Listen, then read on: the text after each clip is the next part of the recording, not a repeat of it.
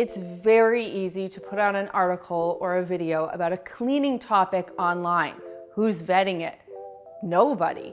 But here at Clean My Space, we have a whole team. There are 4 people here who at any given time might be researching a video or an article that we produce. And the reason that is so important is because the information that we put out there, we want it to be truthful, we want it to be factual, and we want it to be the most current, so that anytime you read something from us, you know you're getting good information.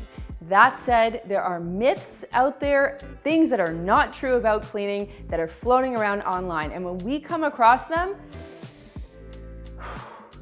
it bothers us. So in this video, I'm going to dispel some of those cleaning myths, if you will. And one of them is even something that we've talked about in the past. But in full transparency, we're going to tell you what that is so that you don't do it anymore. And just a quick reminder, if you haven't done so already, to subscribe to the Clean My Space channel. Remember to turn on that bell notification so you always know when we come out with a new video. And give this video a thumbs up if you trust Clean My Space for all of your cleaning information. When I meet someone who says that they prefer to hand wash their dishes instead of putting them in the dishwasher, even when they have a dishwasher, I shake my head, and I will tell you why. If your dishwasher is a recent dishwasher, something that's been built in the last 10 years, and it has the ENERGY STAR rating on it, let me tell you a few things. First of all, your dishwasher is going to clean your dishes much faster and more effectively than you could if you were to hand wash them. But you might say, oh, I only have a couple of dishes, I can just quickly hand wash them and be done with it. Well, if you put even half a load of dishes in your dishwasher and run it through, you will be saving a ton of water and time compared to if you were to hand wash those dishes. Let me give you a couple of facts. If you use a dishwasher, on average, this was a study done by the EPA, they said that you can save, on average, 5,000 gallons of water a year and 230 hours of personal time. To me, there is no question using your dishwasher beats hand washing for efficiency and getting rid of bacteria any day. And on that note, your dishwasher will be able to reach a temperature hot enough to sanitize anything that's in the dishwasher. Whereas if you're hand washing something, even if you wear gloves and crank that water up really high, you're likely not going to get that hot. In the past, you've heard me talk about different ways to sanitize your sponge. And if you look up how to do that online, whether it's me or like 40 million other people who want to talk about cleaning online, they're going to tell you that you can boil, dishwash, or microwave your sponge to kill bacteria. But I've recently come across a study that takes that whole concept and flips it on its back. Here's what it says. Essentially, you can take a sponge, you can use those sanitization methods, but you will only ever kill about 60% of all of the bacteria contained in that sponge. If you think about the structure of a sponge, it's cellular, it's spongy, it's got all those little holes. Well, it's very easy for bacteria to barrel its way in there and never come out. So in fact, a sponge is actually a really complicated and hard thing to clean. So at the end of the study that I read, the suggestion and the conclusion was, people, take your sponge and throw it in the garbage at the end of the week. Now, you know me, I am not one for waste. I am not one for throwing things out. But after reading this study and after learning about how brimming with bacteria sponges are, and like dangerous types of bacteria, because you know I like to differentiate between the bad and the okay. This is the bad bacteria: staph, coliform, E. coli, and mold, and yeast. This is stuff you don't want lingering around in your kitchen. So ultimately, you gotta take that sponge and replace it once a week. I'm sorry to tell you, but that's the truth. I used to think that anytime I recycled an item, I was doing a good deed. That was my good turn for the day for the world. The truth is, it just doesn't work that way. Recycling, just because you're putting an item in a recycling bin, it really doesn't mean that you're keeping that item out of a landfill.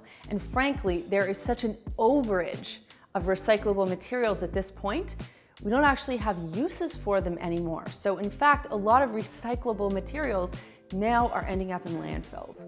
That's why so many companies are working on alternative solutions, whether it's premium reusable packaging. You can Google the circular economy if you're interested in learning more about that, or reducing, refusing, reusing before recycling. That's another thing we talk about a lot here too. Because soon enough, we're just gonna be told that we can't recycle things anymore. There's no more room for it.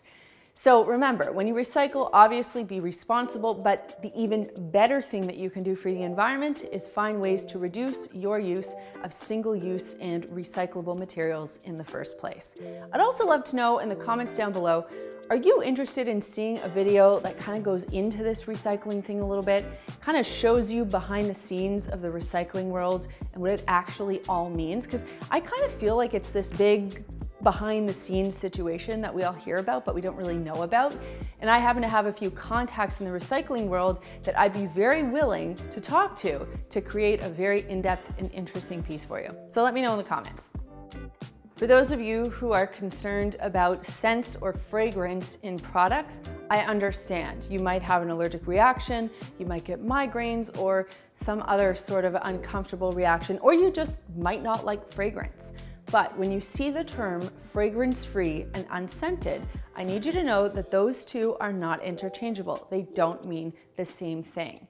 Unscented means that a product has had fragrance to mask the smell of the base ingredients in a product. So even though when you open it, you might not smell anything, keep in mind that the company has used neutralizers to eliminate any smell whatsoever. A product that is fragrance-free has indeed nothing to cover up the smell. So when you open the product and you smell something, those are the base ingredients that you're smelling. But just know they haven't added anything, neither to mask nor to scent the product.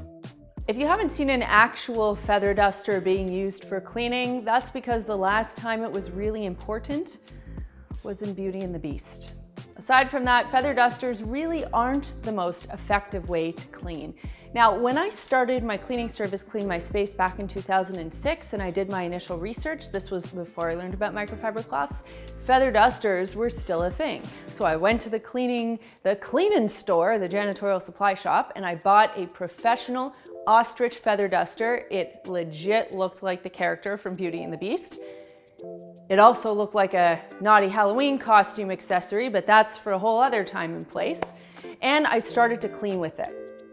While it was attractive for dust, the other thing that I noticed about using it is that its action of sort of swirling and dusting helped to kick dust up into the air, which meant for me, the cleaning person, more work down the line because all of that dust was eventually going to settle and I would have either had to redust that surface or clean the floor. Whereas using something more contemporary like microfiber traps the dust, locks it in so that it can't go anywhere else aside from in the washing machine when it's time to clean it. So anytime you hear somebody talk about using a feather duster, you gotta put that in the past with your video cassettes of Beauty and the Beast and other Disney videos that you loved, and you need to pull out something more contemporary and effective like a microfiber cloth. And if you wanted something that was an alternative to microfiber cloth, you could also consider using a lamb's wool duster. My hope is that you're a little bit more empowered and educated about the cleaning world, and when you read these articles, you can parse through them with confidence. And that brings me to this week's comment question, which is, what cleaning myth do you want to call BS on? What are you curious about, whether it's true or not? What has raised an eyebrow for you in the cleaning world? Let me know in the comments down below. If you want to see what we're up to during the rest of the week, you can follow along on Instagram. I'm at Melissa Maker, Chad is at the Chad Reynolds, and the two of us are at Clean My Space. If you appreciate what we do here at Clean My Space, please support our channel by watching another video after this one, and here are a couple that you might enjoy. If you want to learn more about Maker's clean microfiber cloths, you can click this button right over here. There is a button down there that lets me know you care, so click it if you liked this video, and click this button right here to subscribe and begin your journey to a cleaner life. Thanks so much for watching, and we'll see you next time.